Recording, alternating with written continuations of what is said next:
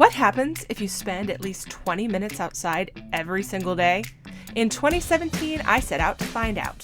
Welcome to the Humans Outside Weekly Diary, where I tell you my own lessons from a life spent outside. What did I do and learn while going outside this week? That and this week's Real Outdoor Hero, up next. Do you have a growth mindset when you head outside?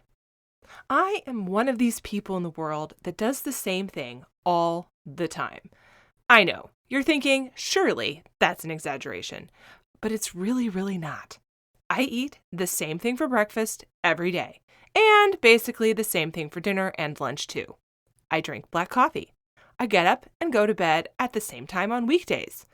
I like going to the same favorite spots, ordering the same thing off menus, and doing the same challenges year over year. I mean, I go outside every day for at least 20 minutes. That's the same thing day after day too. I credit/blame my parents for this. I say credit/blame because while I know it comes off as a little neurotic, I actually love being this way. I feel like it makes me more productive. I feel like it helps me live my best life. But there are downsides. Trying new things and setting new goals for myself is hard. I tend to only take on tasks that I feel certain will be successful. You won't catch me taking an advanced math class, for example. It's hard for me to step outside my comfort zone, even if the task or adventure in question sounds fun in theory. I really have to push myself to do something I can't guarantee I'll like or complete. That's why deciding to train for and run 100 miles was a really big deal. Not only was I coming back from surgery and had basically stopped all running for 5 months, but I had never run anything longer than 33-ish miles. I did everything I could to prepare. I hired a coach. I worked with a single-minded focus since January, and I apologized profusely to you for my endless stream of running photos, since so much of my outside time over the summer was focused on race prep. Race day was July 30th. We drove the 2 hours to the course start, and I nervously wandered around the parking lot, prepping my gear and bags.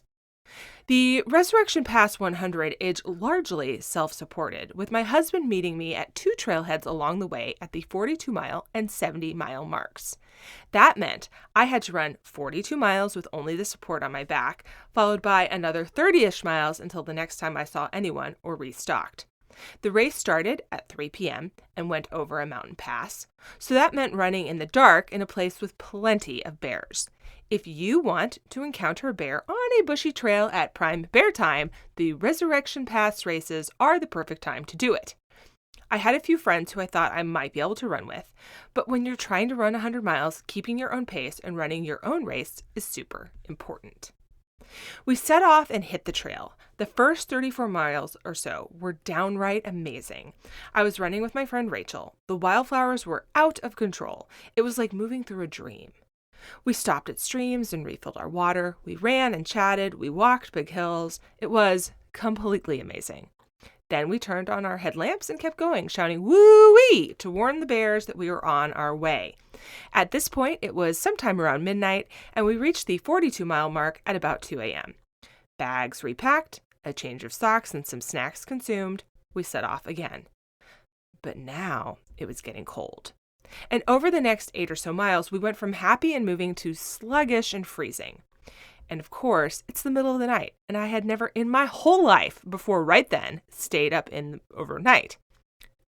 Really, I had never done that. And this is when the mistakes started. I didn't layer up enough or right away, and I got cold. And you know how I get when I'm cold. Grumpy and brainless. And then because I was cold, I was slower, and because I was slower, I ran out of caffeine pills. Rachel started to have stomach issues and hung back. And I trudged on, willing myself up the pass to the turn down into the next checkpoint. The turn was at about the 60-mile mark, and by the time I got there, my attitude was not great. I don't know what happened over the next 3 miles for the wheels to come flying off my bus, as it were, but at some point I went from hanging in there to sobbing that I just wanted to go home. I was barely running, if at all, choosing instead to walk grumpily and crying down the trail. I met some people on the course offering trail support via horseback, and they fed me fruit snacks. It was surreal. I met other runners who were doing the 50-mile course, and a few of them gave me a hug because they could see that I was, yes, crying. It was not my finest moment. By the time I stumbled into the aid station at mile 70, where I found my husband and sons in the beautiful late morning sun, I was the world's biggest sobbing mess.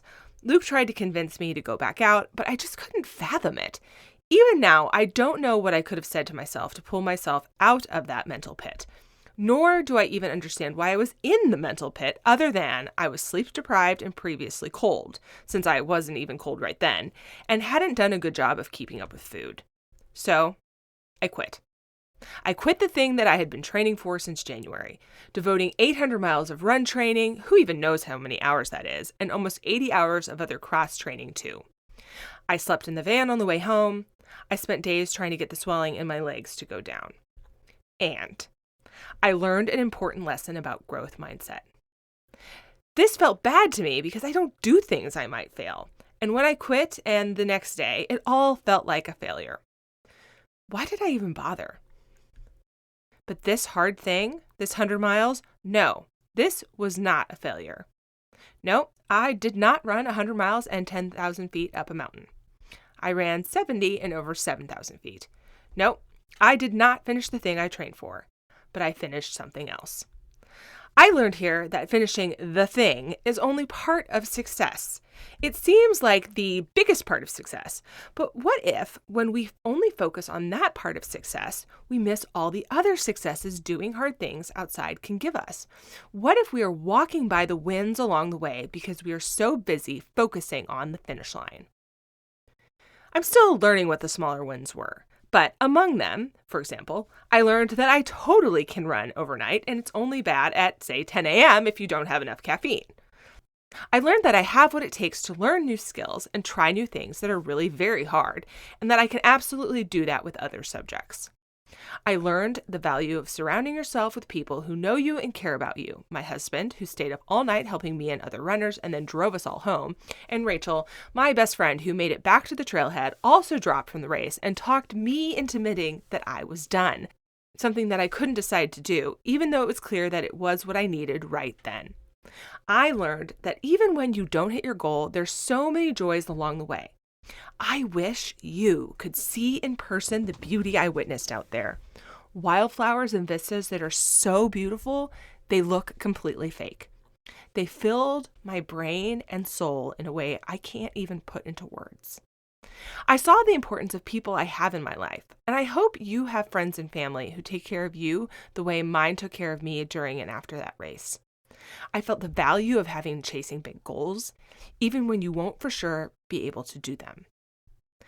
I'm not sure I'll be attempting the 100-miler again soon, not because I don't want to, but because the training load and hours I spent running this summer meant giving up other things I love, like long camping trips, and it was hard on my family. But I'm definitely not done doing hard things outside. And when I find them, you will see them as part of my daily photo on Instagram, and you know you will. I want, of course, to see your goals and outdoor experiences, big and small too. So share them with me on Instagram at #HumansOutside365. Until then, I'll see you out there.